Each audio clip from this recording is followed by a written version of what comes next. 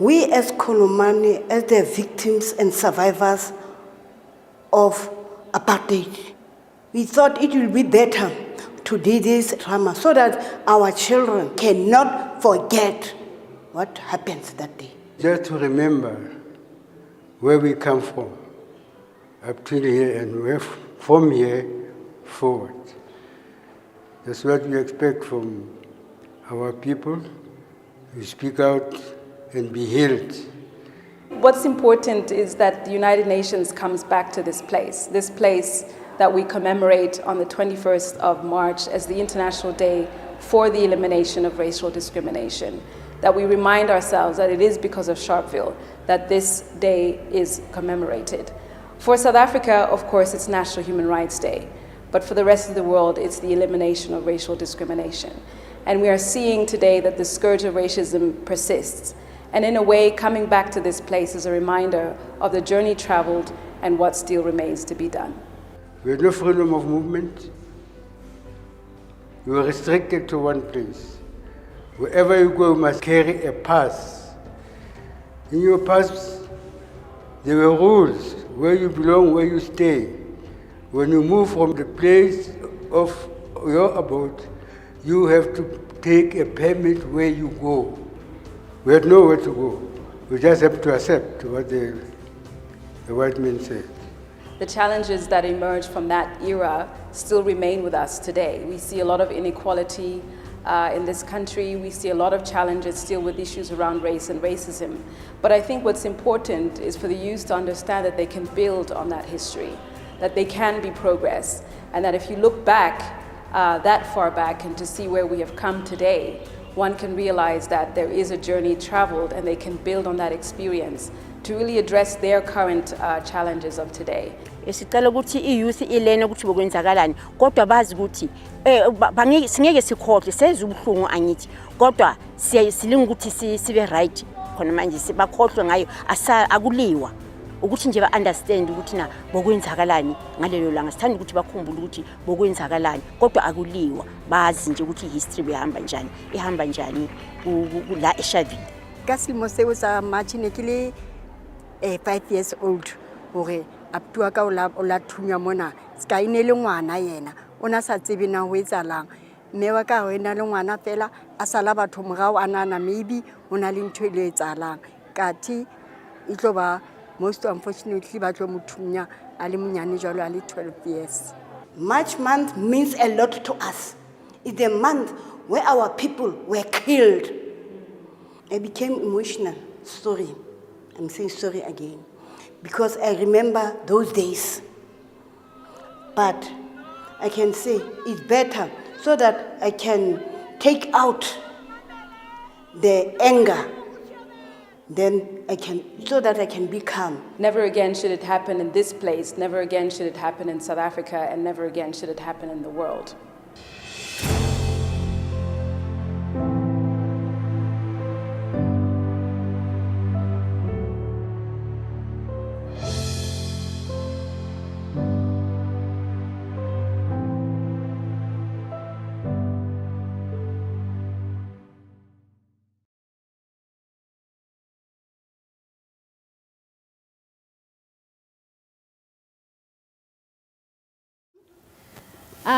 First, I'd like to say so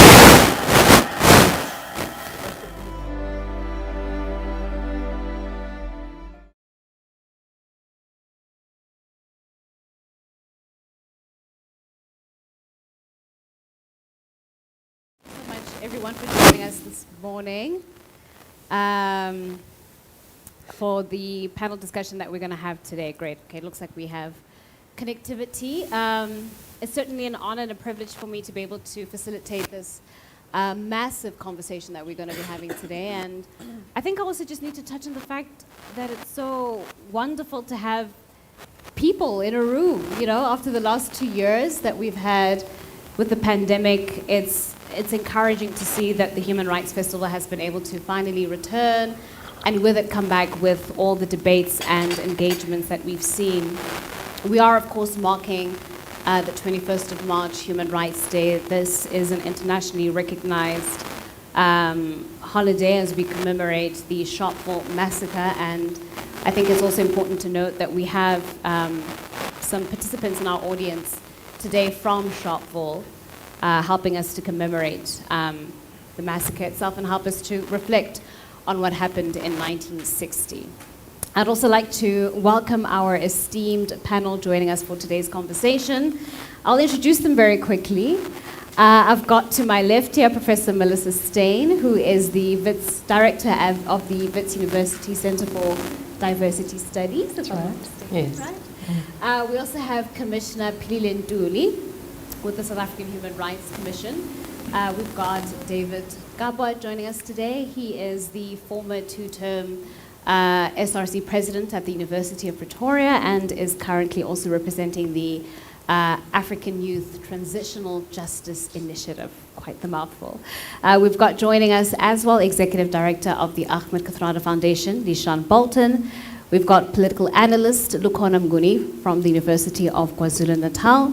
And we also have on our panel today Chief Director for Social Justice and Participatory Democracy with the Department of Justice and Constitutional Development, Daniel Fransman. So help me to welcome our panel of guests this morning.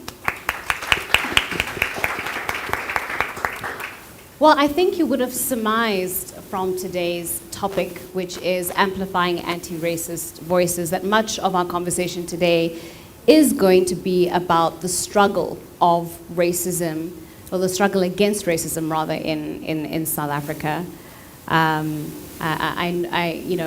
I think I need to note as well that we're not only going to be highlighting the ills of racial discrimination in this country, but I think most importantly from this conversation, in fact, it's probably the most critical aspect of this conversation, is we are also going to be highlighting the many ways in which we can eliminate racial discrimination through anti-racist work and education. I am encouraged by the fact that we have so many young people in our audience today. I find that, in our education on South Africa's racial history, a lot of it tends to be passive, and I'm encouraged certainly by the fact that we have young people here so that they can engage and have active participation in the conversation that we're about to have. So I think at the heart of this is the reality that we all have to contend with, right? That apartheid has been abolished in the formal sense. It no longer has legal frameworks and structures, but the legacy of it exists to this day. It's a defining feature of the South African experience. In some way or another, some of you in this audience have some kind of an experience that has been laced with racial aggression, violence, discrimination. And unfortunately, when we talk about the structural and systemic nature of racism, that's what we're talking about. It's that pervasive quality of racism, the way that it permeates across our society. But even in the face of all of that, we have had recent uprisings against racism. David Gabwa will certainly be able to speak to some of that, as we've seen in our universities, student bodies protesting against language policies, for instance. So there's a lot of work being done when it comes to anti-racism. I think the issue really that I'm hoping that we'll get to unpack today is whether or not we're giving enough space for marginalized communities and populations to be able to talk about their experiences and how better to amplify it, in instances where we can recognize that it's not happening. So without any further delay, I would like to start off the discussion with Professor Melissa Steyn and ask you to just kind of set the scene for us and characterize the state of South Africa's social cohesion when we talk about the different power groups that are at play. What does that imbalance or that distortion of participation look like in South Africa today? I'm going to sort of take a step back. Sure.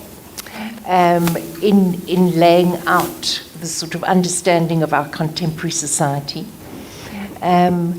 And I think it's really important for us to recognize that there's a fundamental fallacy in the way in which we tend to think about societies in the modern world, where we tend to think that these are actually normal societies at heart, you know, and that there is sort of like a layer of racism that's come about through some sort of erroneous social construction of race. But it's a little bit like a scab, you know, we can sort of scratch it and then we'll see the nice healthy flesh underneath it. And this is a fundamental mistake in our thinking around the way in which societies have been constituted. Since the late 1400s, the whole entire modern world as we know it has been structured around this construction of race. The whole interconnected world, as it came about, was constructed. It's on. Yes. All right. So there's no society that is sort of like universally fair, sort of egalitarian, in which there's dignity for all that underlies modern societies. What we miss, as I've said, that this whole entire modern world has been constructed out of a worldview that developed from a very highly powerful position that historically and contingently, it wasn't necessary, it wasn't because people had certain genes that made them some way rise. Is this off again? No, we can hear you. Okay, all right. So it's sort of coming and going in my ear. So it's not like there was sort of like some natural quality that people from Western Europe had that made them in some way naturally rise to the top of the world order. But it's because of that unequal power that came about contingently that they were able to, well, colonize the world, as we know, but to structure the whole understanding of modernity from that very privileged, very powerful social positionality of the men from Western Europe, particularly Western Europe, who were obviously male men, but also from a heteronormative position, the people who were the most centered in that very small group of people globally, acquired this extraordinary amount of power over all the rest of the people in the globe. All right, and that included their own women. Let's not forget that. I mean, the establishment of modernity also took place with movements that put the women within Europe in their place. You know, we know how women were burnt at the stake and things like that. So without question, it was this particular positionality that gained this power, and the modern world order was shaped through the worldview that came from that positionality. So we have to understand this as a political system. And I think Charles Mills is right when he says that, you know, in Western political and social philosophy, we have this notion of the social contract and the understanding that this is somehow a universal contract amongst the people of the world. But actually, the foundational contract of modernity is what he calls a racial contract, which was the understanding that this world was being built by and for the white men from Western Europe. All right? And everything has been structured through that worldview. And we're talking here about the whole distinction profoundly of the human versus nature. All right? What it means to be human. And there's so much we could talk about that. But our understandings of personhood, of entitlement to recognition, our notions of who has authority, who has decision-making capacities, who's entitled to ownership in general, who's entitled to wealth generation and accumulation, who's entitled to status, to political representation, you know, and when you drill it down, indeed, to, you know, the bodily autonomy, who's allowed to be in charge of their own bodies and their own lives, who's entitled to freedom, who's entitled to dignity, who's entitled to the fruits of their own labor, and right at base, who's actually allowed the right of existence. And all of this was shaped through this supremacist positionality and through this racial contract. So the important thing is for us to understand that this is not an add-on, that is sort of an accidental add-on. It actually is foundational of the modern world for the last 500 years. This has been foundational. It's the DNA of modernity. And that it's been built into our ways of thinking and our understandings of ourselves. So this is not just like a few screws or bolts that need to be tightened, you know. I mean, this is the actual architecture of the understandings of society as we've inherited it. How it's been put together and the thinking that animates it, and this is what needs to be interrogated at a very profound level. So if we think about the history of how the modern world, came to be organized like this, we all know about the overt violence of colonization. We know every kind of human rights violation that you can name. You know, the incredible brutality of colonization. But as the generations have passed, this has become more and more normalized, more taken for granted, these unequal positionalities. And as Nietzsche said, you know, we make up our stories and then we forget that we made them up and then we forget that we forgot. You know, so it all just becomes sort of normal and taken for granted. It's not overt. The violence of our contemporary world is not so much overt as it is indirect. And it's held in place through the sense of sort of business as usual. And these structures of power that have been shaped through these processes we've been talking about, such as whiteness, such as heteronormativity, are all hardwired. They're embedded into the regulation of our systems, into our very sense of ourselves. And as I've said, through our understandings of just the way it is, the way the world is, just what's normal, it's just in the air we breathe. So to come back to South Africa today, Yes. you know, we're not an island, and in fact, you know, not even any island on Earth has escaped the structuring that I've just been talking about. We've all been pulled into it. But these kinds of assumptions pervade global understanding, so they're terribly, terribly powerful. And so, you know, power orders like whiteness and heteronormativity are invested in their own reproduction.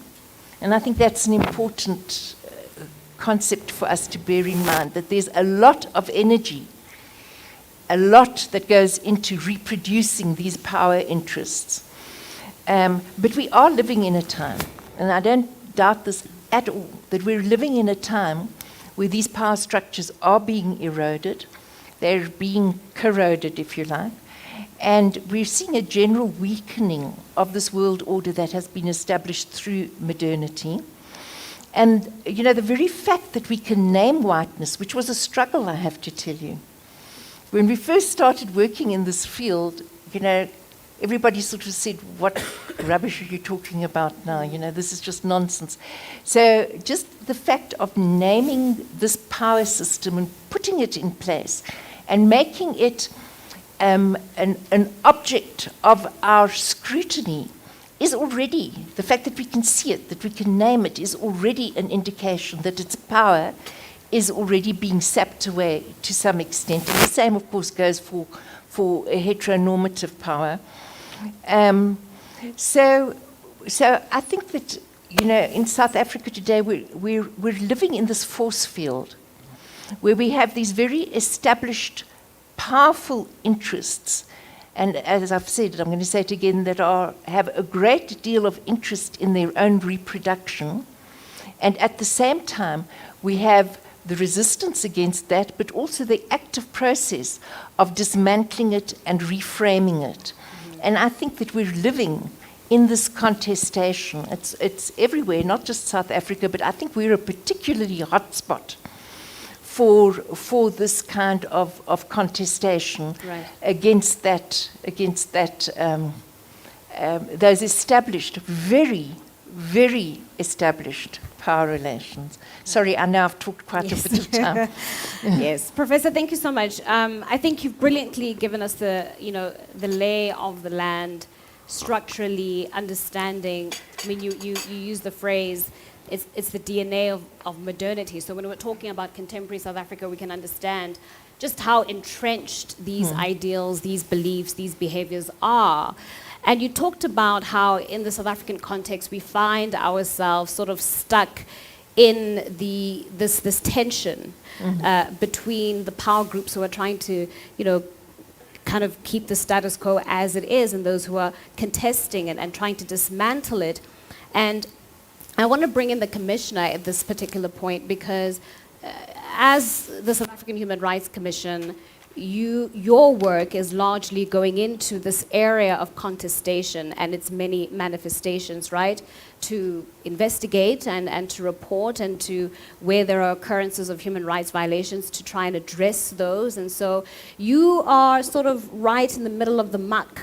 When there are eruptions, we call upon the Human Rights Commission to try and help us make sense of what it is that we're seeing, but hopefully also try and help us address what we're seeing. And we know the work of the Commission, the recent work of the Commission, looking into the July unrest. We saw the violence that was meted out against black bodies in Phoenix during the unrest. A large part of your work was dealing with that, and I'm wondering if you could just kind of bring us into your confidence, Commissioner, and talk to us about those manifestations. Thank you very much, Ntokozo, and good morning to everyone present, the panel as well. Perhaps before I begin, I must thank the United Nations Office of the Human Rights High Commission, as well as the Katrada Foundation, for hosting this debate, and to also just recognize that today does commemorate a day when black bodies, just to enjoin this question of bodies, or this notion of bodies, it was particular bodies that died on the 21st of March on this day against a system, as the professor has spoken to, that sought to delineate this kind of power and to create a dichotomy where black versus white is established. But today is also a day where the South African Human Rights Commission was launched in 1996. So as we remember the 21st of March and the Sharpeville massacre, we also remember that the South African Human Rights Commission was established today.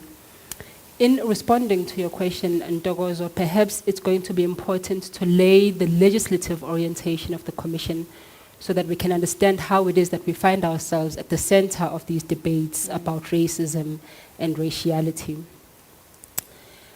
It's important to also highlight the preamble of the Constitution as recognizing this kind of woundedness that was created by colonialism and the apartheid system.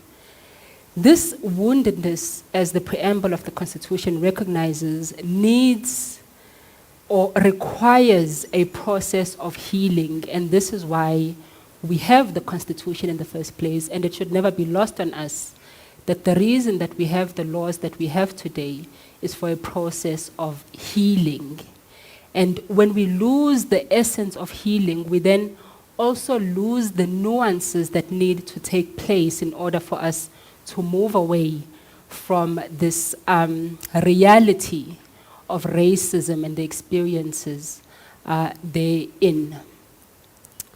Now, the South African Human Rights Commission is established by the South African Constitution, particularly Chapter 9 of the Constitution, together with various other independent institutions such as the Public Protector, the CGE, in order to advance constitutional democracy. Section 184 of the Constitution in particular gives us or affords the Commission certain mandates, such as to protect, respect, and a culture of human rights, to promote the protection of human rights, as well as to monitor and assess the observance of human rights.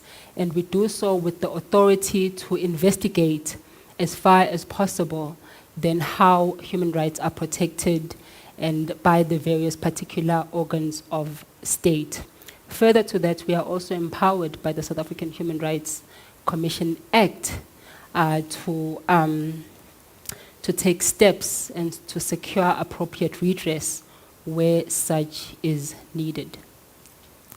This is important because of the centrality of the Bill of Rights in the constitution-making processes of the country. The Bill of Rights, or Chapter 2 of the Constitution, as we all know, sets forth the kinds of protections that we want as a country to move away from colonialism and to move away from the apartheid system. Amongst these human rights is Section 9, which speaks particularly to equality, as well as Section 10, which speaks also to dignity as something that we inherit as a people. It speaks to the right to not just dignity, but inherent dignity, which is that you are born with this. You don't need to get it from someone. You don't need to be given dignity by someone. It is something that you are born with. So institutions like the South African Human Rights Commission are established not only to recognize this inherent right that we all have, but to also protect through laws as such. How then this Ntokozo puts us at the coalface of the struggle against racism and raciality is we do so through various means, such as hearings, such as investigations, and we have done so since our establishment in 1996.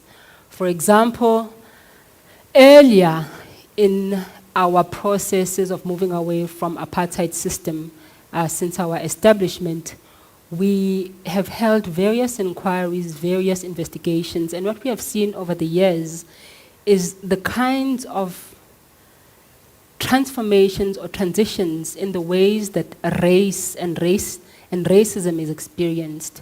I'll give you a few examples.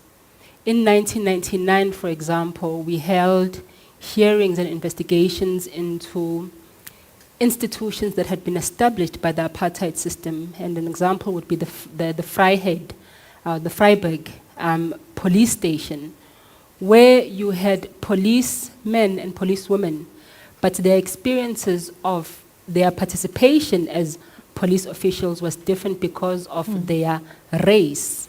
So white police officials were reserved the better offices, black police officials were given offices in the mortuary, for example, of the police station and in the corners of the police station. We have seen how this has transitioned over the years. While racism is no longer experienced in this way, we have also seen how it is differently manifested. Fellow panelists will speak also to some of the instances in how it is experienced academically or in academic institutions. We have also looked at academic institutions. We have looked at manifestations of racism. We've done hearings on the University of Pretoria, for example. What we have seen over the years through the work that we have done is that while the manifestations may differ, what is common is the systematic nature of race and how it is held through power systems. And these power systems are what maintain, and as the Prof spoke to, then help to reproduce how power is held by who power is held, and it also then reproduces the kinds of hierarchies that were created by colonialism, which makes it appear in many ways as though while we move forward, we still have the same kinds of structures that we had hundreds of years ago because of the ways in which the system reproduces itself and holds power in particular bodies.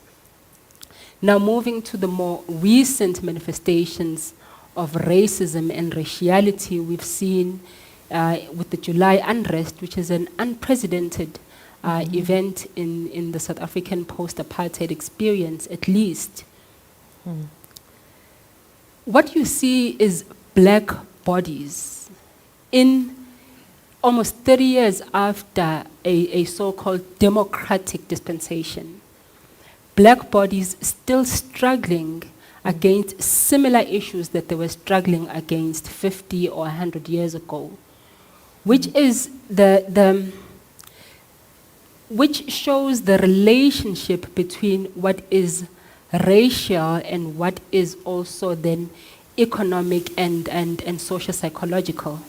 And I want to speak to this a bit later. The Prof spoke to the constructions of race, and perhaps when I come back, I will speak to the relationship between not just how race constructs or holds power, but it's a relationship that it has with the economy as well as social psychology.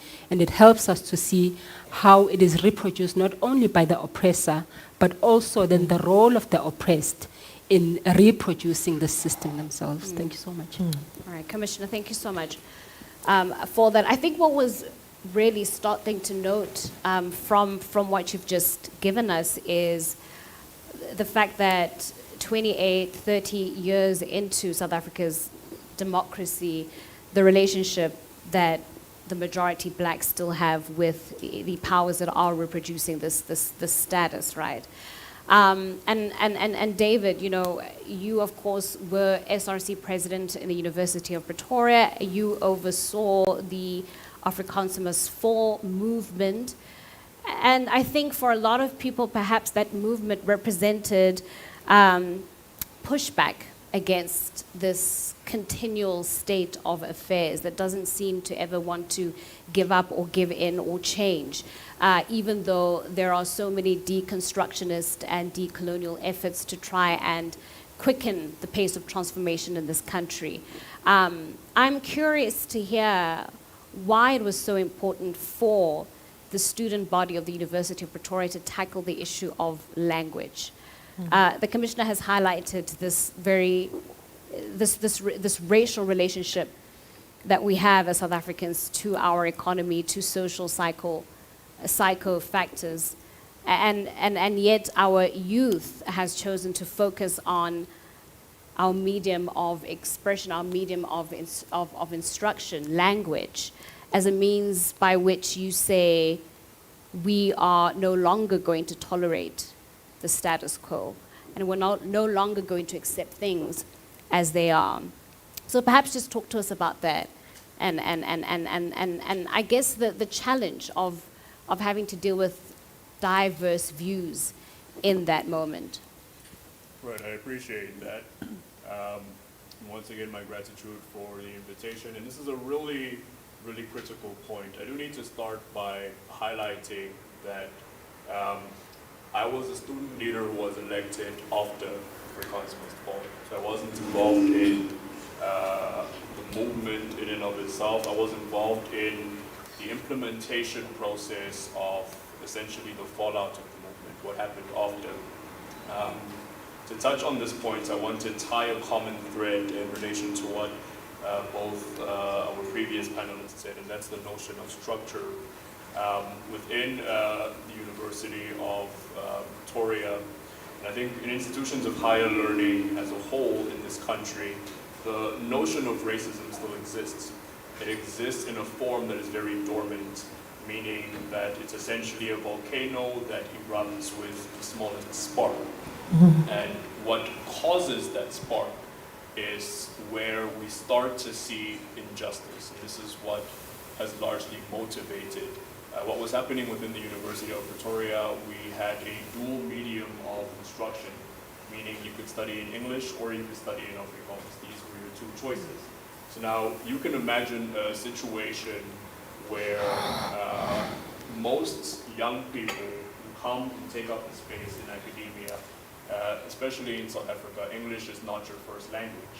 So now you have a situation where you have a cohort of students who can study in their home language. Now you have a cohort of students who cannot study in their home language. And this creates a discrepancy that is advantageous to a particular group, and in this group it was the Afrikaner student cohort. And this is largely what motivated students to stand up and say, what is happening is simply not fair. If one body of students can study in their home language, why not all of us? And if you have this advantage, it must allow for us to level the playing field. And this is where the debate emanated from. So the problem then comes in that we are aware that institutions of higher learning are essentially a microcosm of what we see in the larger South African society, which is why this point about structuralism is so important. I want to touch on particularly the notion of post-structuralism, which basically says we have a structure, and the way the structure operates has to do with who the elites are within the structure. But post-structuralism in particular speaks about the understanding that the elites within a structure can change. So the structure has remained, the elites in the structure have changed. But because the structure remains, it continued to perpetuate a very disadvantageous space for essentially black bodies. One of the most prevalent microaggressions that many young people face at institutions of higher learning is what we refer to as structural violence, which has to do with being confronted by an unfamiliar and uncomfortable reality simply by being in the space that you are in. And this is what motivated a lot of young people. I am not comfortable in the space that I am in. I do not feel like I belong to this space. And now on top of that, compounded, there is the fact that while I feel like by virtue of my being in this space, I am disadvantaged, I am witnessing those who are getting what is essentially an unfair advantage. And going back to the point of why I refer to it as racism in institutions of higher learning as a dormant volcano is because we live in a society where there are always fringe groups that are capable of taking advantage of very volatile situations. And going back to the dichotomy that was spoken about, that it created a dichotomy that basically said, well, this is us and this is them. So what we have seen in the post-Fallist era, Rose must fall, fees must fall, data must fall, outsourcing must fall, and Afrikaans must fall, was a call for a pedagogical paradigm shift that would allow for decoloniality to take place in institutions of higher learning. This was what largely motivated the conversation. But because we have fringe groups who take advantage of these very delicate situations, it resulted in a conversation about, is this an encroachment on our culture? So the view then became to support the movement means you are supporting the abolition of a particular culture. Mm-hmm. And this was what caused a lot of the clashes that many had witnessed during that time. So the positive outcome was that it resulted in a conversation on 3 levels. The first was a serious conversation and reevaluation of culture at an institutional level. The second was a conversation about academia. How decolonized is our academia? We need to zoom in and have a better look at that. And the third was essentially just combining various work streams to see how we can essentially build a way forward. And To fast forward through a lot, this is what resulted in the change in the language policy, as opposed to having two groups where one is advantageous. Let's have a more homogeneous system, and within that system, we have one medium of instruction, so that the motto of no student left behind becomes more of a reality within the space itself. So I'll park it and just say the following, and that is that what we are still experiencing within institutions of higher learning is what was spoken about, that the culture, the system continues to persist.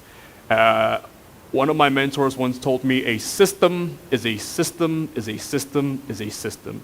You can be the most woke person on the face of this planet. You can have the best ideas. You can be the most driven and most determined person. But when you are operating within a system, the system will operate the way that it was designed to operate. And this is why this conversation is so important, because although we have taken great strides forward, there are still many steps to be taken. Okay. David, thank you so much. We are running out of time, so I am going to ask the remaining panelists to try and be concise in their remarks. But Nishan, from what we've gathered, both from the professor, the commissioner, and David, is this issue around the structure that we're having to deal with here. And its pervasiveness, the fact that it seems as though regardless of what we do, the tiny sort of incremental steps that we make, it never seems to be quite enough, right? And I'm drawn to this idea of, in a context like South Africa's contemporary setting, when tackling an issue as massive and as entrenched as racism, the only way to really do it is to understand that you can either be racist or you can be anti-racist. There is no in-between. We have to start drawing lines in the sand when tackling an issue this massive. So I am curious about the role of civil society at such a precipice. No, thank you very much. You know, early in just post-94, there was a huge debate about making access to health available to women and children in particular. And all of the bureaucrats were arguing that it can't be done. Mandela then basically said, as from tomorrow, I want children under 6 and pregnant women to have free access to health. Yeah. And that happened. I find a lot of the discussions centered around a notion of being powerless. And I don't think we're that powerless. In fact, I think we don't understand our power. I don't think we've used our power effectively. And in many instances, we have continued operations of systems and cultures in an unchanged way that continue racism by a black government on its majority black population today. So I'll talk a bit about that. Many of you would have seen what is called a National Action Plan to Combat Racism. I love the work that my dear friend Daneline and her team have done. But in 2001, we held the World Conference Against Racism here. To get to this draft took 18 years. 18 years. By only 2019, did we have what is called a National Action Plan to combat racism. Now that's how serious we are. But when you look at the plan, there's 3 pages here about action.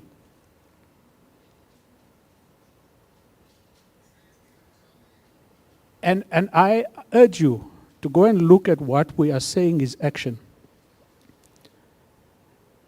Go and understand the constraints that Dadeline and her team, there's a team of 5 people that are meant to drive government's anti-racism action plan across this country with minimal resources. We were in Sharpeville last week. That gravesite where the majority of the victims of that massacre is a national disgrace. The memorial site, when we were there, there's sewage flowing through the memorial site. Now that's a black government.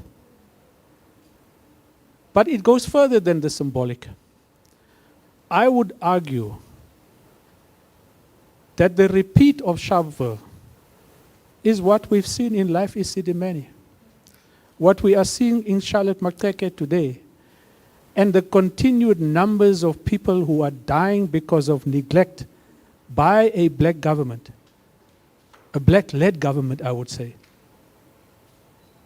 is a manifestation of the sense of proclaimed or feigned powerlessness. Because I think that the issues around schools is a clear example. There is no national anti-racism policy that any school can refer to today to say this is what we must do when we experience this problem. There has been no training of teachers across the board from the time of the 1990s that would take them through a program on what to do when your classroom's demographics change. Neither do SGBs or school communities go through that kind of stuff. So when Randfontein happens, we all get very agitated. But we don't ask, who was supposed to have done the work to have prevented these things? And that's all of us. It's civil society, it's government, who have all just sat back. South Africa today has the least, for a country that has gone through the racist and racialized past that we have, our anti-racism capacity, that is in terms of institutions, organizers, training programs to deal with building anti-racism capacity to respond to this problem, is about 3 or 4 organizations at most. I don't think we have one purely dedicated anti-racism organization that does the research, that does the training, that does the advocacy, that does the monitoring, evaluation, and everything that must go. Every other country in the world today has a myriad of that kind of organizations.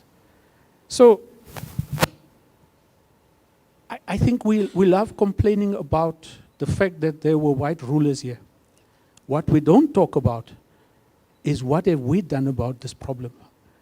I think that we should have had a state, a government that should have been anti-racist. And by that I mean it should have been championing the fight against racism, not only on symbolic days. Today the Premier is in Sharpeville.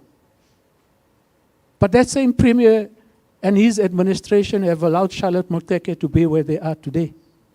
And the majority of those people are black patients. It's the same government that has allowed railways to be destroyed in this country, and for mainly black poor people who rely on that rail infrastructure, who can't use it today. I won't even talk about the issues of corruption and so forth, and who that has impacted on the most. So you can only champion anti-racism if you want to be genuine about the equality of black people in this country through the usage of your power.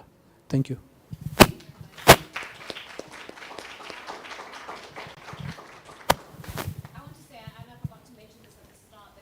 Have a question and answer session once we're done with the remarks of all our panelists. So please, I do invite you to raise whatever question you may have or concern, or perhaps you would like to share an experience. We are going to have an opportunity to do that. But Nishan, you were, reluctant to touch on the corruption issues. I do think the panelists next to you won't be as reluctant.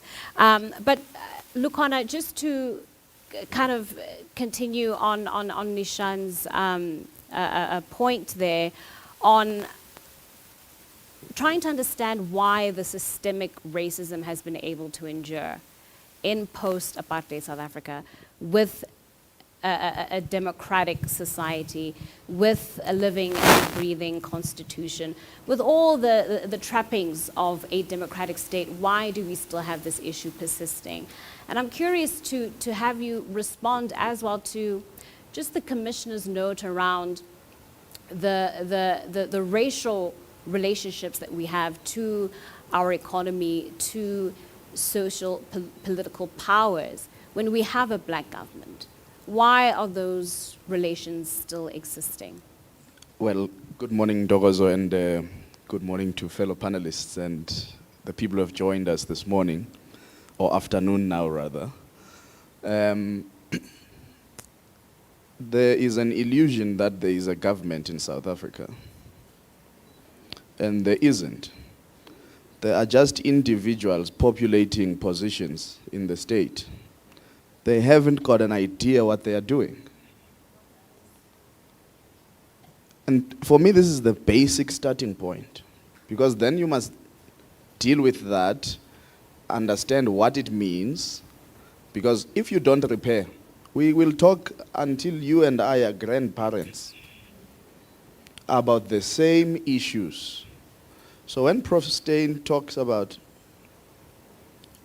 social construction, there is an agent that enables social construction. It can happen in the Hobbesian sense in a very chaotic way if you don't guard it. And that's why the idea of social contracts came about, to try and give a sense of order to society, institutions to society, rules, so that it's not a war of all against all.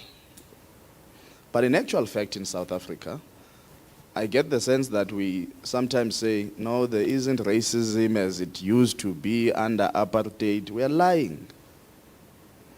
Police still kill black activists. Have you ever seen a white activist with bodyguards in this country? Have you ever heard that a white activist has been killed like the people of Xolobeni or Bazooka or Abahlali Basemjondolo? So in actual fact, there is racism in South Africa, and it remains deadly. It's killing people. The July unrest, the people who died in the shops in stampedes, some of them have lost their dignity so much that they've got to become scavengers when an opportunity presents itself. We can argue about what brought the July unrest to bear, but when it was now in action, some people were going to scavenge so that they can actually have something to eat that they have not bought because they don't have the money to buy food. That is racism. When you hear that black women, 52 to 53% of them are unemployed in the expanded definition, that is racism. So it's not a very systematic, it's a lived racism that is actually frustrating people on the day-to-day in their lives. We've got the dignity clause in our constitution. It flows from the Universal Declaration of Human Rights of 1948, the year that apartheid started here, where it says it talks a lot about brothers then because it was quite a patriarchal world of the time, brotherhood and so on. But talks about this inalienable right to dignity. It's inalienable because we are human beings, and being a human being is a natural phenomenon that can be taken away from you. But then people construct a world where the economy, where the politics, where the social order actually puts you on a pecking order, and you become less human to others.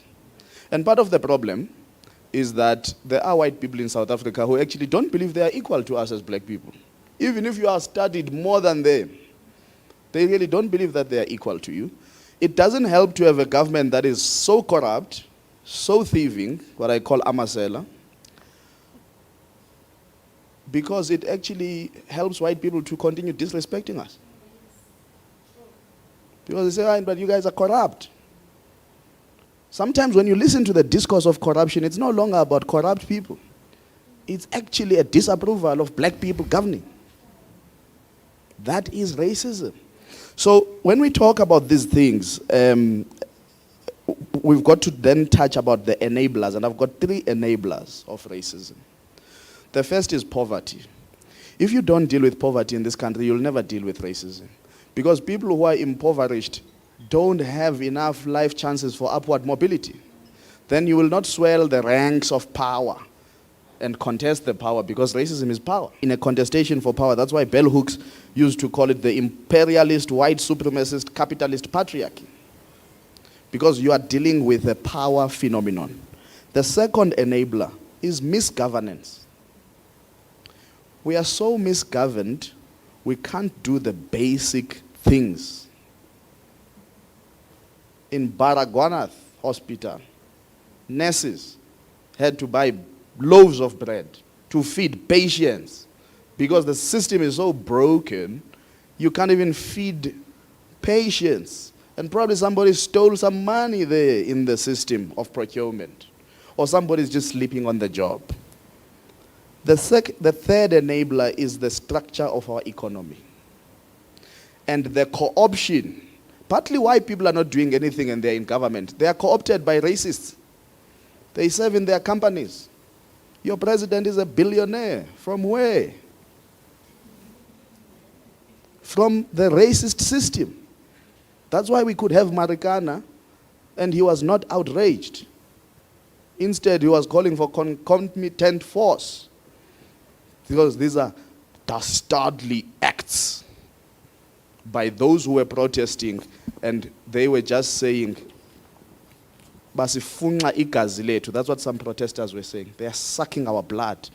All that we are asking for is to be treated with dignity as workers. That they were carrying spears, nobkiris, is another story altogether. Thank you so much, Lukhona. Danelin, you have the, thank you.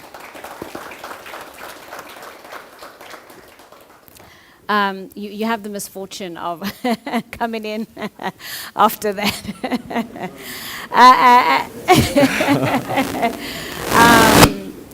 But no doubt you'll absolutely be able to answer to this. But you are Chief Director of the Social Justice and Participatory Democracy within the Department of Justice and Constitutional Development. The flags that Nishan raised about a national action plan that is being developed and being propelled with such little resources that your department is supposed to be handling and trying to respond to. I'm curious from your standpoint, whether or not you believe the existing legal and policy framework in this country is actually able to respond to all the issues raised by our panelists today. It's a lot, it's a tall order. We're talking about century-old theories on modernity. I mean, the professor said it's the DNA of our contemporary setting today. That tells us that without thinking, without pause, without reflection, we are moving and breathing and living these ideas. The commissioner talked about how even through years of observing progress in this country, she has to note the many strides back that we have taken. And so there's this tension of moving forward and backwards at the same time. That is the reality of South Africa's landscape. We have the youth struggling to find their own individualized ways of tackling the system. And we have a body of our society that's saying that your government is simply not doing enough. So just talk to us about the laws we have. Are they enough? Where are the areas that we can get better? Very much. Am I audible? I have Yes, the same you problem are. like Melissa. My ears are playing tricks on me. Thank you very much for that intro, and again, just to also thank the organizers for providing this opportunity for us to participate and for me to represent the Department of Justice, which is the focal agency for the implementation of the National Action Plan that was mentioned earlier. My brief, in terms of the panel, is, as you indicated, just to give an overview of the legal and policy environment to deal with the scourge of racism, and then also on the state of the implementation of the NAP. And I think I want to start just, it's a lot of critical questions and real issues that were raised, is that the South African Constitution, although it subscribes to the notion and value of non-racialism, is a transformative framework and tool for all of us to achieve an equal and just society that is based on the rule of law. It's been said at many fora that the Constitution is just paper. It's on its own cannot transform, so actually it is in all of our hands. Yes, government has the primary responsibility in terms of the Constitution as well, and in that regard, for example, has initiated a number of laws and policies, but implementation thereof lies with all of us, obviously working with government. Much has been said already by my colleague from the Human Rights Commission about the Constitution. And I think it's necessary to say that this year marks the 25th anniversary of the Constitution. And so as a department as well, we are leading implementation of the cabinet-led program to review and assess what has been achieved, but still the many gaping challenges and gaps that need to be addressed. The preamble, again, just to talk about and link with the issue of woundedness. I want to point out that the preamble of the Constitution states that the Constitution recognizes the injustices of our past. It believes that South Africa belongs to all who lives in it, united in our diversity. The Constitution is the supreme law of our land. It tops any other law or conduct that is inconsistent with it. Importantly, it aims to heal the divisions of the past and to establish a society based on democratic values, social justice, and fundamental human rights. It, for example, also aims to improve the quality of life of all citizens and free the potential of each person. So it's quite clear to me that the Constitution, it recognizes the past, and it also sets the vision or the promise for a future that we all would want to achieve, a future that envisages a transformed society in which the rights of all people as equal beings is realized. The notion of substantive equality is what underlines the Constitution. It looks at lived realities, and that is why the Equality Clause in Section 9, for example, differentiates between fair versus unfair discrimination to right the wrongs of the past. And the Bill of Rights, Chapter 2, of course, being the cornerstone of our democracy. Now, coming to the National Action Plan, as has been pointed out, it emanates from our international obligations, the International Convention on the Elimination of Racial Discrimination, and also when South Africa hosted in 2001 the World Conference Against Racism, it adopted the Durban Declaration and Program of Action. And yes, it's taken a number of years for the country, and led by the department, to finalize and develop the action plan, but it has done so, and working in close partnership and collaboration with a number of stakeholders from government, civil society, Chapter 9s, and so forth. So the NAP provides a technical framework for the country to combat and eliminate racial discrimination. It complements the Constitution, so they should be read together. And the approach, as I said, is based on a human rights framework. And again, the NAP quite clearly recognizes that effectively combating racism is tied in very closely with the enjoyment of socio-economic rights. So while you have, or as long as you have issues of poverty, inequality, and unemployment, that dream of having an equal society where all rights are respected, it's going to remain a dream. We've spoken about the centuries of apartheid, and although we have the laws and policies in place, many of them, Equality Act, the Hate Crimes and Hate Speech Bill, we've got the National Development Plan, the government's medium-term strategic framework, which is linked to the National Development Plan. hearts, souls, attitudes do not just change because of a piece of paper. And I think that's where the real work comes in, the work of anti-racism, to acknowledge that there are these systems, that it is based on power. A lot of work has to be done to dismantle through education, awareness, discussions, even laws and punitive, criminal offences have to be set up if that is what needs to be done. We know that the impact of COVID recently has exacerbated and even made the situation of those who are most vulnerable more vulnerable. We're talking about the rights of refugees, migrants, women, black people in general, and also the impact of corruption. It cannot be denied. The impact between corruption, human rights that has resulted in what has happened in Phoenix with the July unrest and continued protest and so forth. So in terms of the state of implementation of the NAP, as the Department of Justice, we have had a number of responsibilities that we've had to lead and take care of. And that 3-page plan is the high-level plan in the NAP that was approved by Cabinet. But from that, we developed a 5-year program of action, which sets out the responsibility mainly of government departments. And what we find, where I'm sitting, in the unit that is responsible to implement and also to assist to coordinate, is the buy-in and commitment of other departments, not across the board, but generally. There is still that mind shift that needs to be made. Maybe it's a question of not understanding the impact, the systemic nature of racism, where departments do not see that this is something that they are responsible for.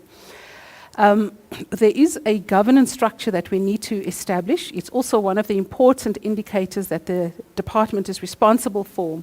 Unfortunately, we've had some challenges with that, but we are hoping that that will happen very soon. It is chaired by the minister, comprising 8 other key ministries, and that structure will then form the apex of the NAP coordinating structure that will then provide strategic direction, oversight, ensure reporting, and that all departments actually do what they are meant to do. So for now, what I can say is that we are continuing as the focal agency for the NAP. I've touched on the Hate Crimes and Hate Speech Bill, which is currently still before Parliament. The coordination of implementation of the Equality Act, Equality Courts, that continues. But I think my closing is just to say that the laws and policies are there, but it requires all of us to take hands, particularly government departments, to really ensure effective implementation of the NAP. Thank you.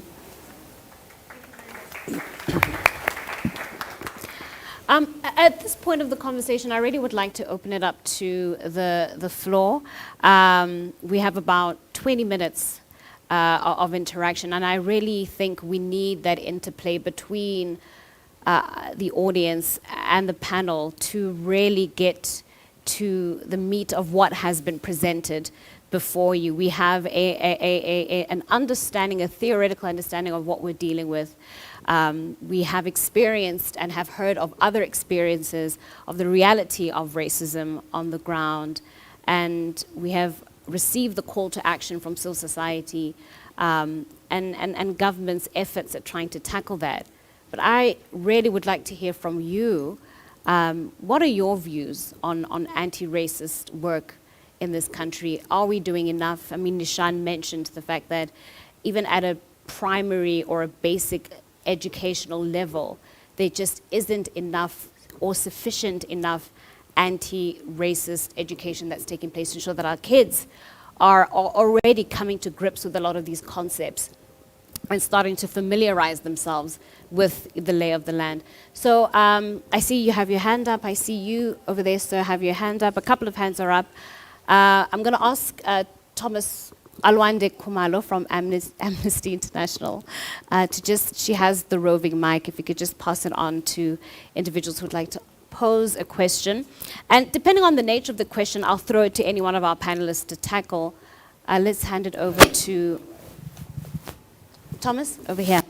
Yes.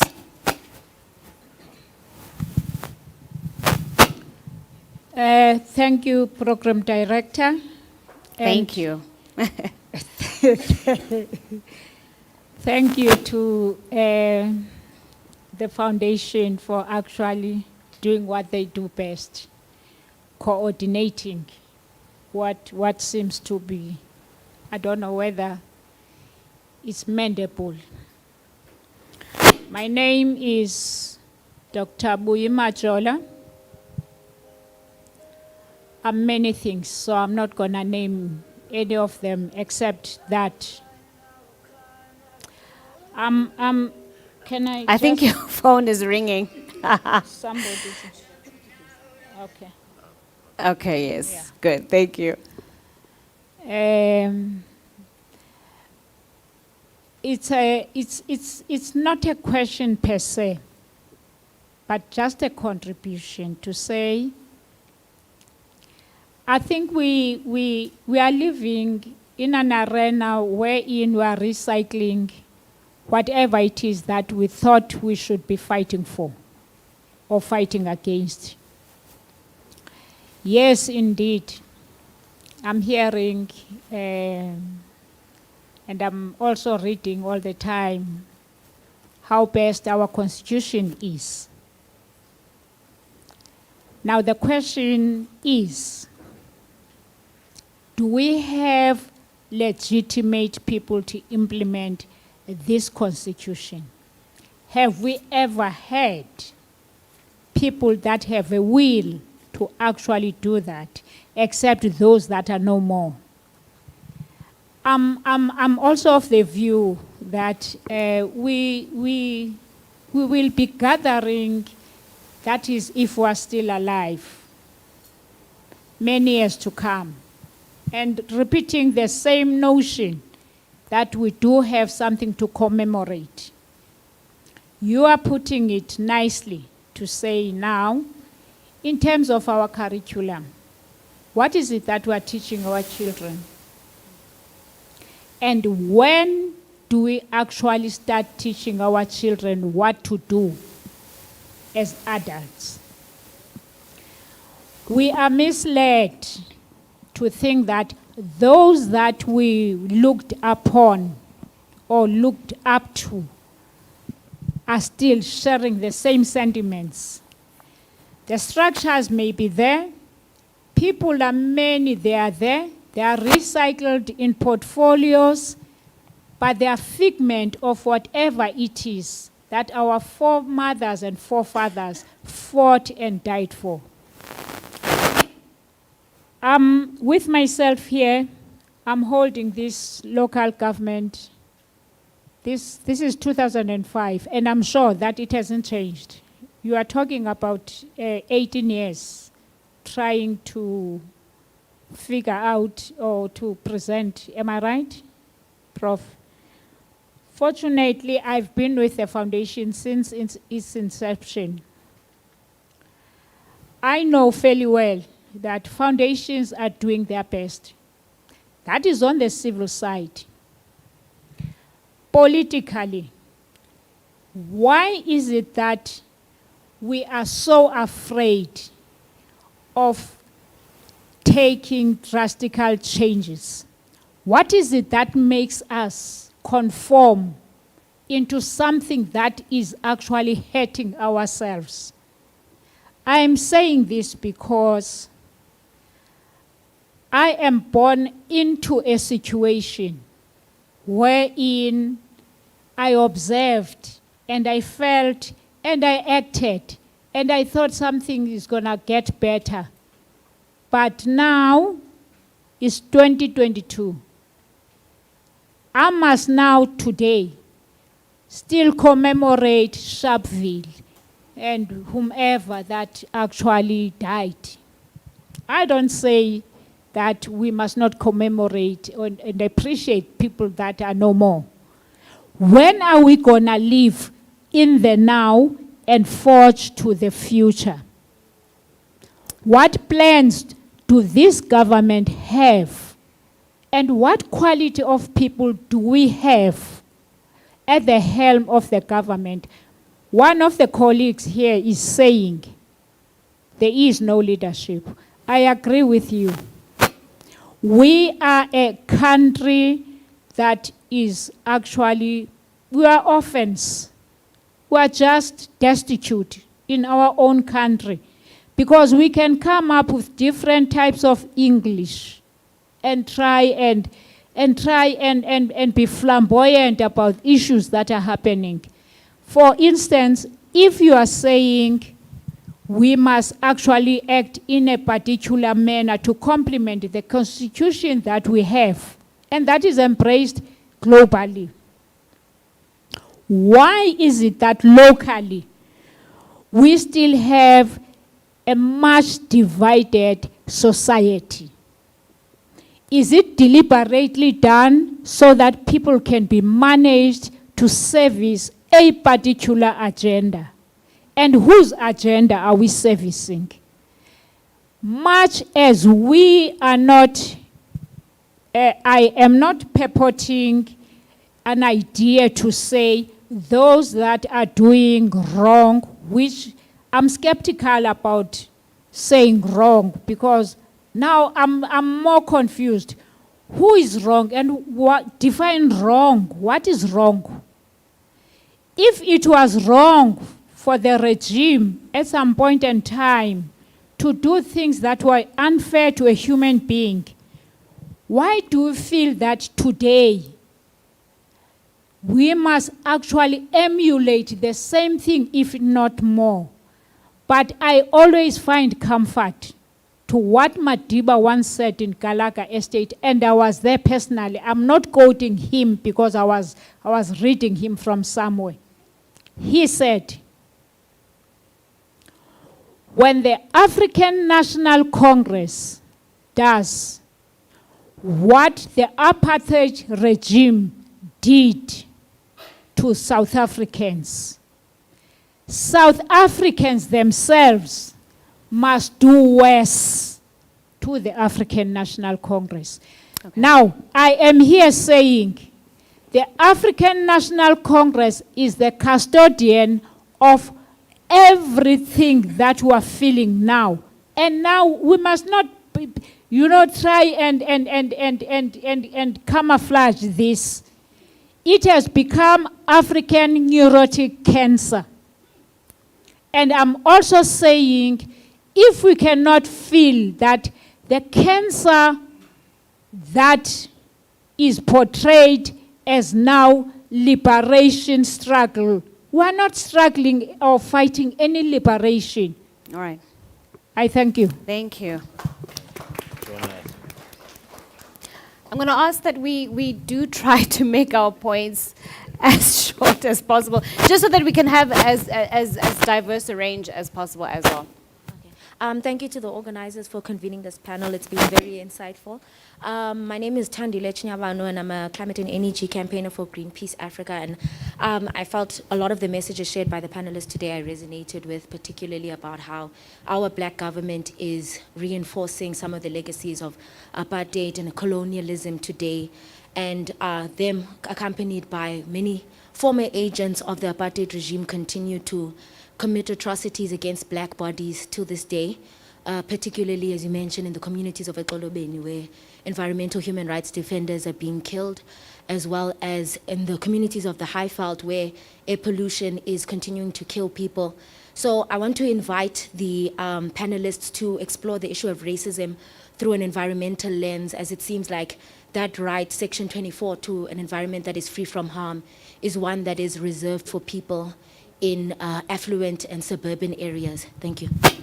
Thank you very much.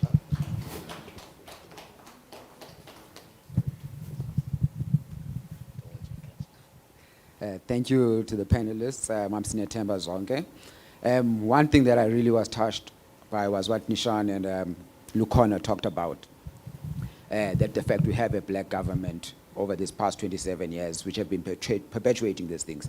And one thing I want to ask the panelists is, how do we avoid the idea of anti-racism itself not being co-opted by such people? We've seen with issues such as state capture, we've seen such issues such as the rise of the RET forces, who use the idea that we are fighting white power, white monopoly capital, to perpetuate things that are actually stealing from black people, to perpetuate corruption, to perpetuate misgovernance. In South Africa, we see it across Africa. Institutions such as in Zimbabwe, you've had authoritarians who've stayed in power saying that they are fighting racism, fighting. How do we stop that?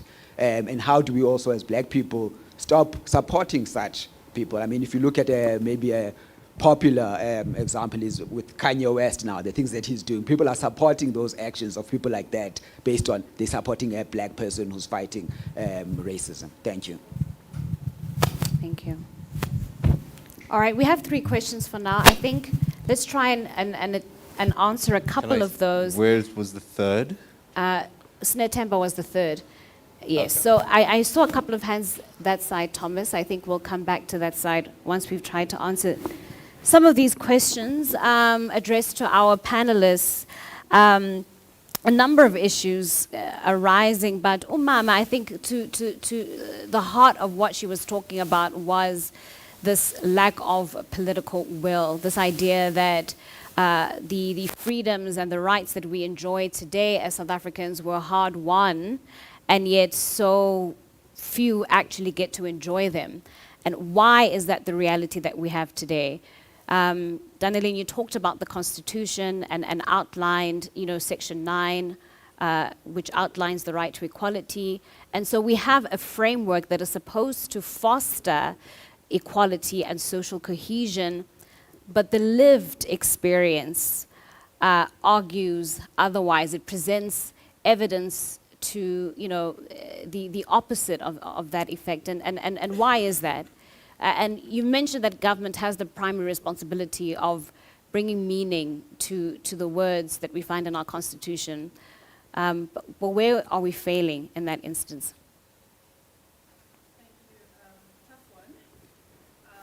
But I think my initial response and reaction would be, yes, the Constitution does place the primary responsibility on government, Section 7 to promote, fulfill, respect rights. And where that does not happen, I think we, as Nishan was saying, not powerless. Civil society, individuals have it requires active citizenry.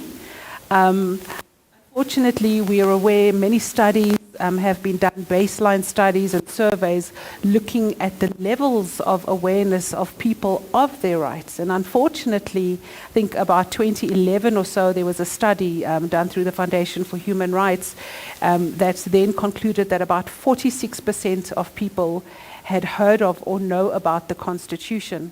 And then despite all of the work that was done over a number of years, the 2018 survey was done again, and it showed an increase of just about 4-5%, showing that 51% of people know their rights. So this sort of juxtaposes, the idea that people know their rights, to be able to assert their rights, to hold government accountable.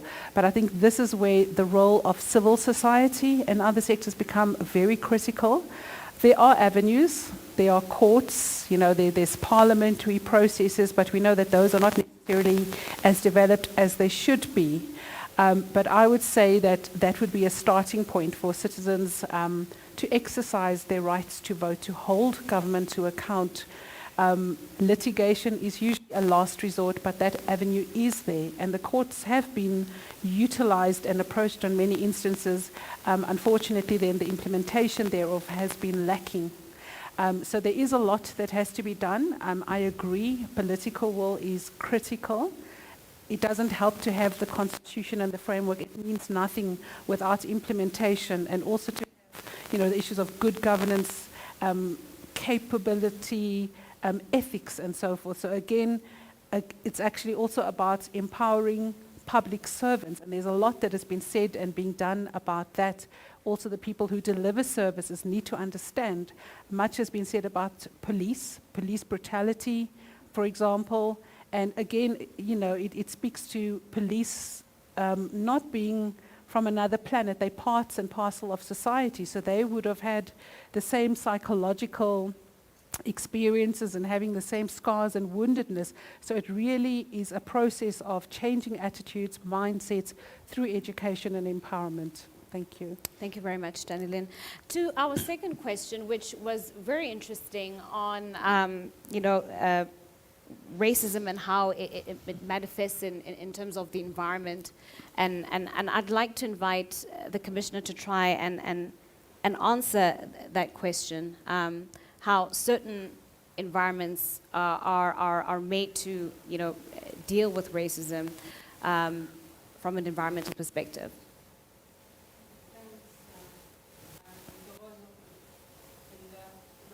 Yes, you are.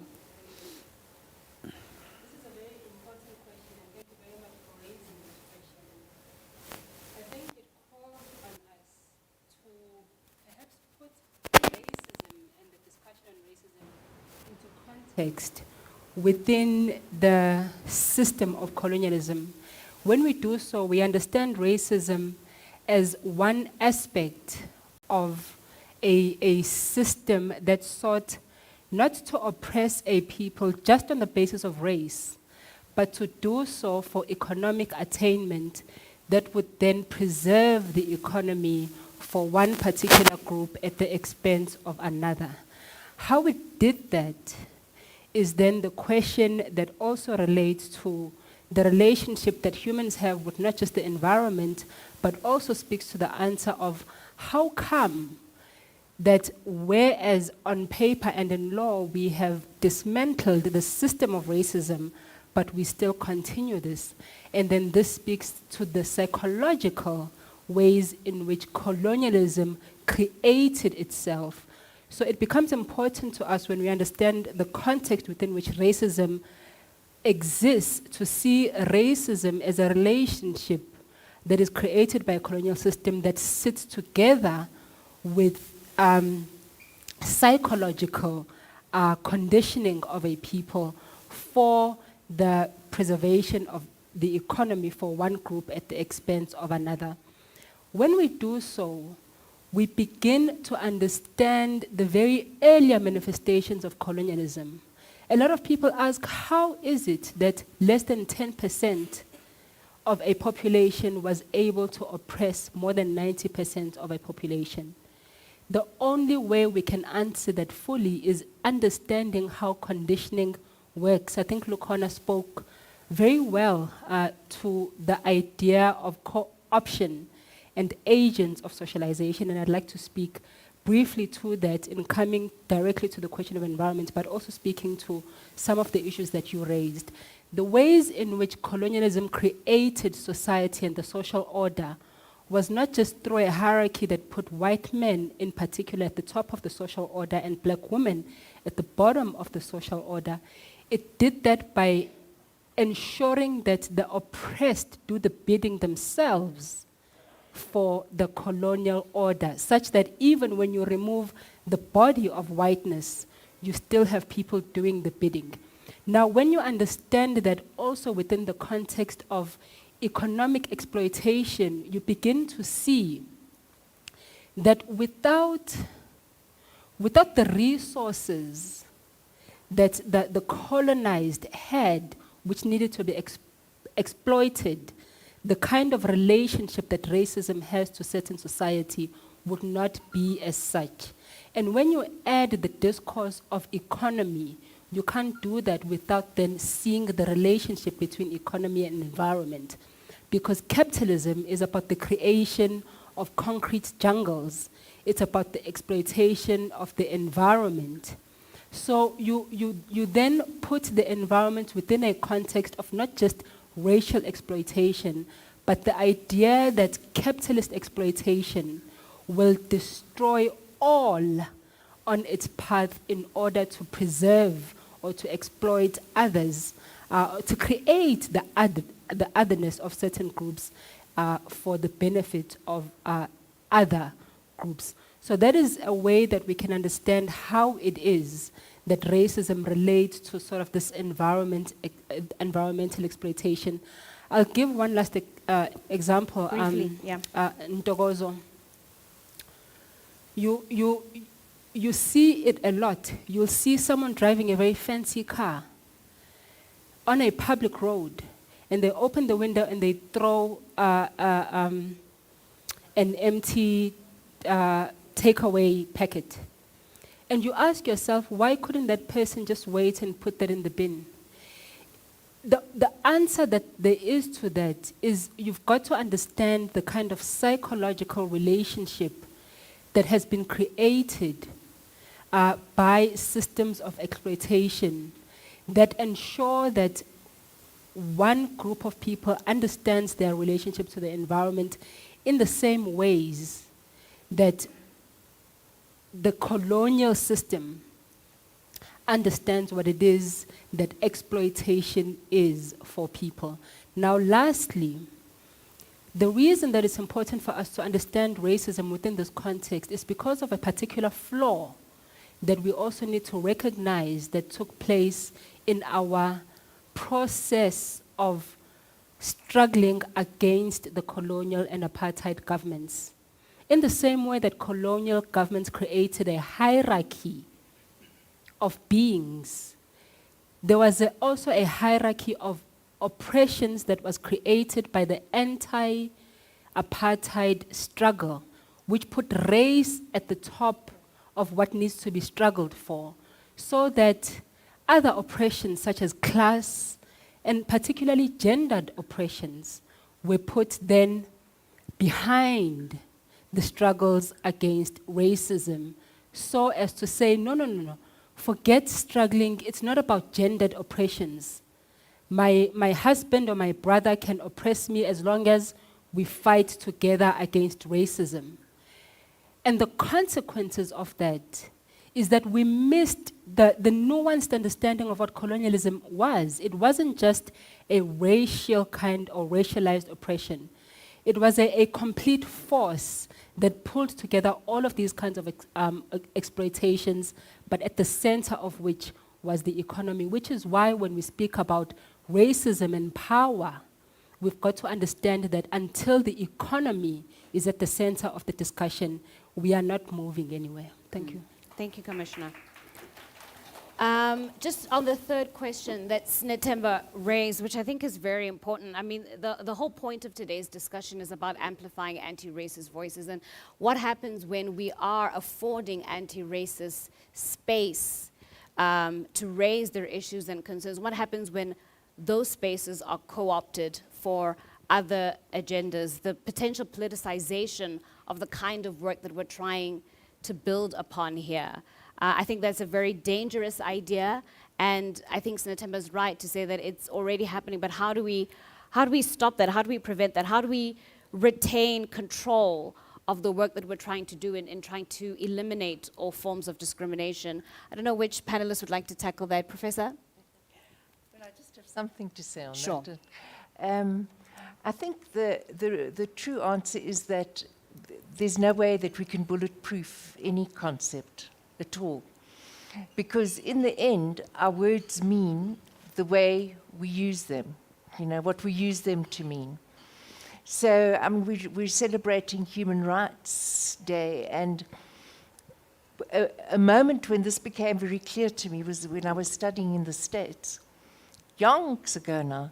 And each of those states has a little motto that it calls itself. And Idaho, which is about the most conservative place you can find, in the United States, calls itself the human rights state.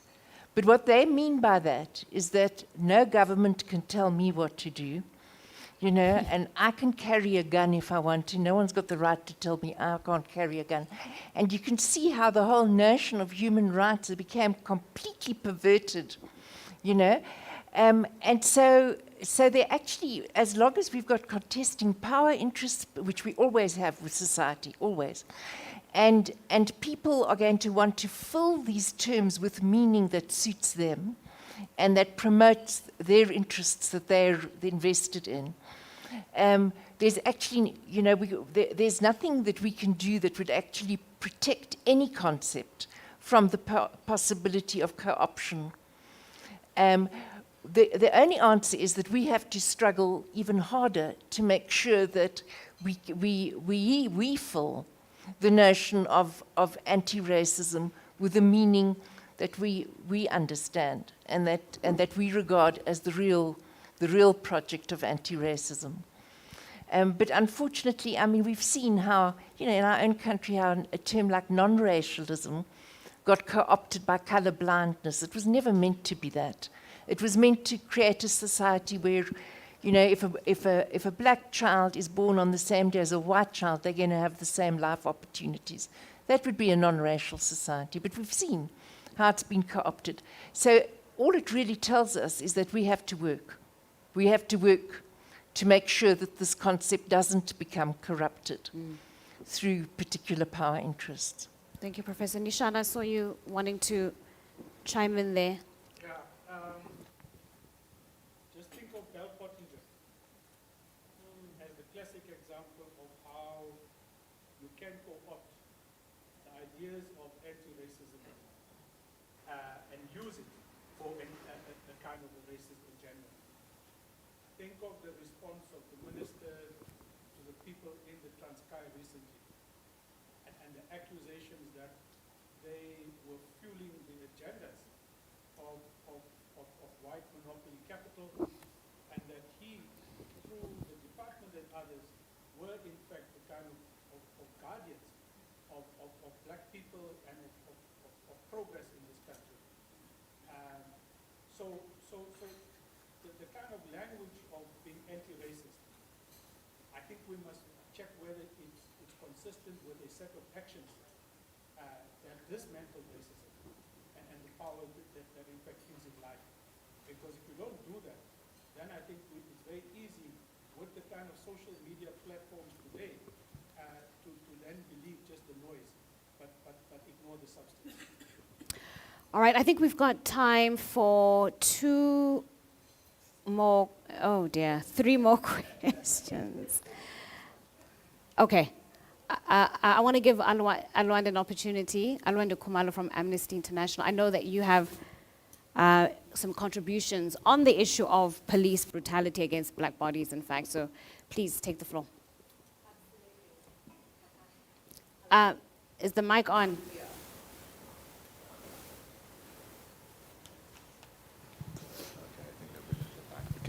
Yes. Okay, that's it. Yeah. I'll project so far. Cool. Thank you so much. And thank you to the UN and the Ahmed Kathrada Foundation for putting this all together. Sorry, my voice broke there a little bit. It's the first body cry. But I think this is a really important discussion to have. And I've been an activist for about plus minus, a formal activist for about 5 years, and an informal one for about 2 years before that, where I thought I was like, rocking the world. I wasn't, apparently. So, yeah, I'm going to be speaking in my personal capacity and in my Amnesty capacity, because before I am an activist for Amnesty International, I'm a black intersectional feminist who believes in black intersectionality. So that's the basis of all of it. And I think I'm going to power all three of your questions at once. Honestly, I would argue that the solution to anti-racism is a solution to every form of discrimination. It's a solution to patriarchy, be it misogyny, misogynoir, the solution to homophobia, the solution to elitism and classism, and it's intersectionality. And for those of you who don't know, intersectionality is basically this idea that all your identities and what you identify as will always operate at all time consistently. So for instance, my name is Alwand Kumalo, I'm black, I'm 24. I am cis-het, I think. I belong to quite a big tax bracket, if I can say. I went to Model C schools. I live in a privileged part of South Africa, and that's how I will operate consistently again and again and again. And that's what we need to do as a society. So I hope I provided some clarity to that.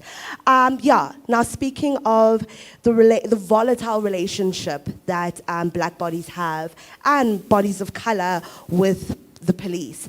I didn't even know where to start, and I had to cut it out. I cut a lot of work out because there's just so much to speak about here. But I studied politics, and I'm an aspiring political scientist, even though I work for one of the most apolitical organizations in the world. But honestly, and I came to realize that politics isn't necessarily about who you vote for. You know, it is about everything: what you eat, what you wear, what you believe in, why you believe in what you believe in, the color of your hair, the texture of your hair, etc., etc., etc. And if you listen to Kanye West or not, it's pretty political. So just a brief history. I'm going to speed through it because I'm also cognizant of time. But a brief history of the police. So South Africa has had, and still currently has, a very volatile relationship with the police. I want to ask a question quickly. Who here, whenever they should call the police, has always been taught to not call the police first? This is the South African police service. If you can just raise up your hand. Right? You get into a dilemma, you don't call the police first, right? That's an issue. That's an issue of constitutional democracy, which is referred to around the world and cited as one of the best around the world. So that's definitely a problem. I know when my sister and I are like traveling, because we do a lot together, whenever we're just driving down the street and listening to trap music and getting our city girl vibe on, whenever there's a police officer, we switch that music off, we quickly try to socialize to not be targeted in a certain way so that there's not an in for some sort of abuse of power in that sense. So that's what I looked at when I was writing my thesis. I looked at that relationship and why do we respond to the police in that way? Why are the people that are there to serve and protect us such triggers for us, especially as black, queer, differently abled, impoverished bodies? Why is that happening? Briefly. So 1913, we had the formation of the South African Police Force, not service. It changed to service in 1995, if I'm not mistaken. In 1920, we had the Union of South Africa, and I think this is a really important historical overview. And here, spatial apartheid started happening, whereby people were put into different zones based off the color of their skin and what people thought that meant, based off the level of education that they could have and they had, based off the access to social services that they had. So spatial apartheid, you can go on and on and on about it. 1948, we had the rise of Afrikaner nationalism, which led to apartheid. 1970s, we had the reformation of the SAP, so remember the South African Police Force, not service. And this is where anti-apartheid struggles started to, really, really rise and garner sense, international attention, actually not necessarily rise.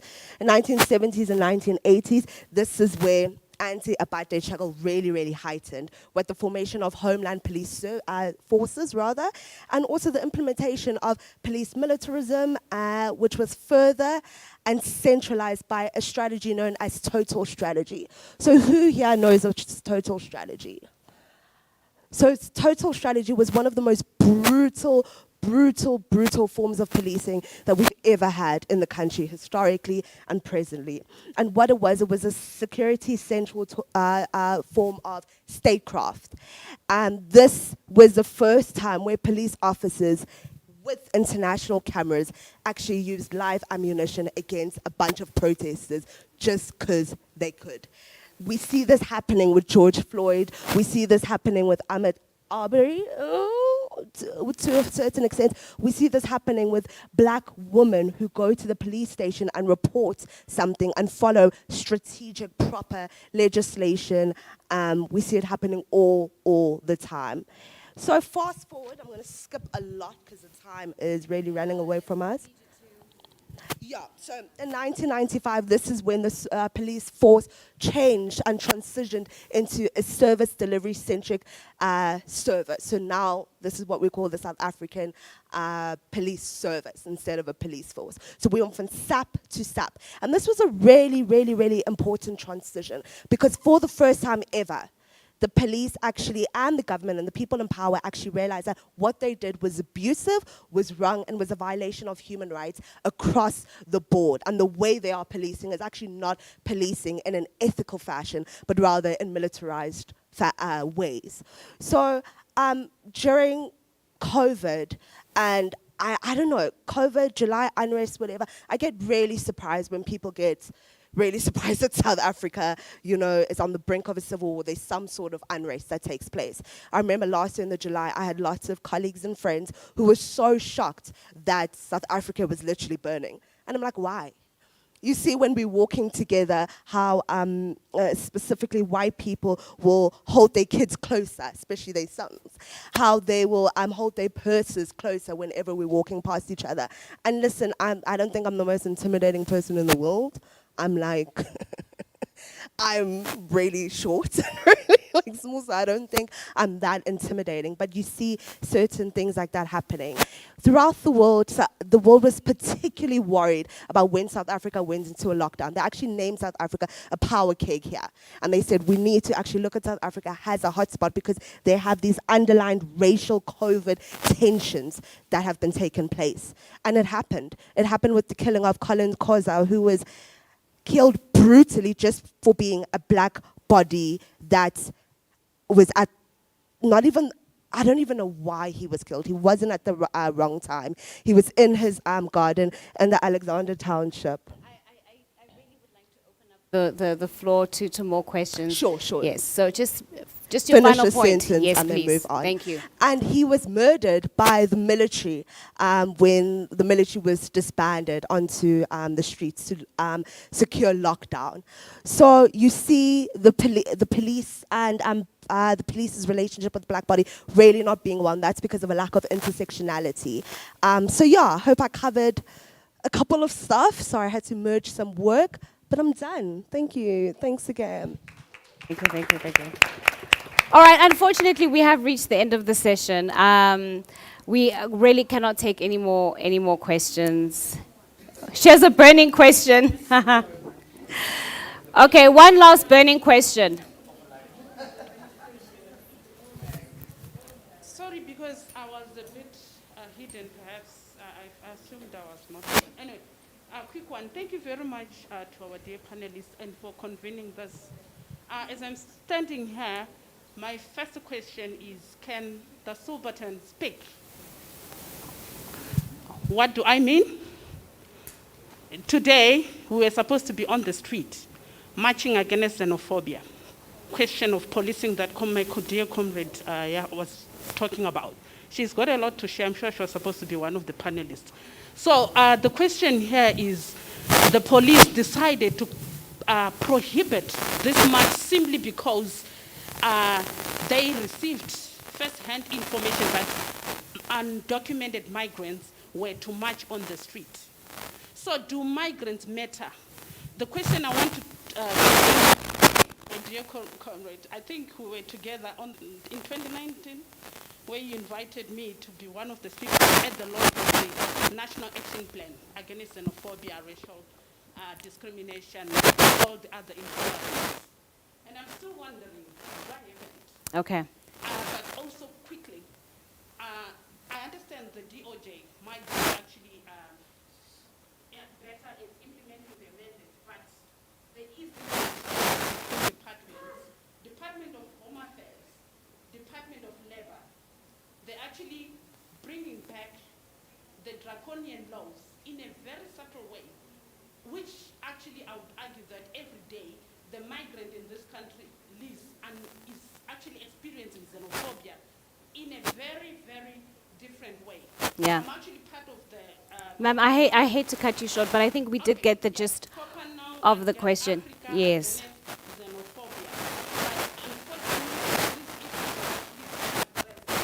Of the draconian policies and laws that actually preclude the enjoyment of rights of non-South Africans, then I don't see much. Okay. All right. All right. Hence I say it's a burning question. Yes. It quite literally is a burning question. Yes. Racism today is just equal to xenophobia. All right. Thank you so much. We are going to have to leave it there. Thank you. Thank you. Thank you. Ladies and gentlemen, I am so sorry. We have come to the end of today's session. Time completely ran over. But I really want to thank everyone for coming forward and participating, for sharing all your questions and sharing all your experiences. I'd like to thank the panel for joining us this afternoon. I think there were a plethora of issues that came up. It's hard to tackle this massive topic, but I'd like to say well done to all of our panelists. I think you handled it very well. Thank you so much to our audience for coming forward and sharing your insights and stories as well. It all seems very rushed because it quite literally is. We do have to wrap it up, but thank you so much everyone for joining us and helping us have this important conversation.